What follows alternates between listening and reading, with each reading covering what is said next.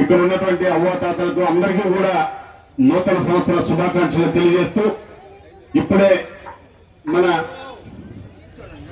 Secretary గారు ఇప్పుడే ఒక సందేశం మన ముఖ్యమంత్రి గారు ఇచ్చినటువంటి సందేశాన్ని మీకు చెప్పి చదివి వినిపించడం జరిగింది.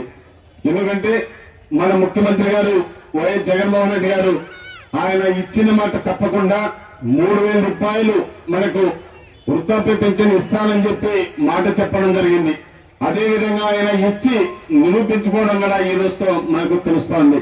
ఎందుకంటే ఆయన చెప్పిన ప్రకారం పాదయాత్రలో అన్ని వర్గాల వారిని కలవడం, మీరిచ్చిన సూచనలు సలహాల మేరకు ప్రజలకు పేద ప్రజలను ఆదుకోవాలంటే ఏం చేయాలని చెప్పి ఆ రోజు ఆలోచించడం, మీ యొక్క సూచన సలహాలు తీసుకోవడం, అదేవిధంగా ఈ రోజు ప్రభుత్వం ప్రజాపాలన కొనసాగించడం మనం చూస్తున్నాం. ఎందుకంటే ఆయన చెప్పినాడంటే ఇచ్చినట్టే లెక్క. ఆ విధంగా వైఎస్ కుటుంబం అంటే మాట తప్పడం మనం చెప్పరు. ఆ విధంగా ప్రభుత్వం మనకు నడుస్తూ ఈ రోజు మన రాష్ట్రంలో బడుగు బలహీన వర్గాలందరూ కూడా హ్యాపీగా సంతోషంగా ఉండాలంటే ఈ రోజు ఆయన ఇస్తున్న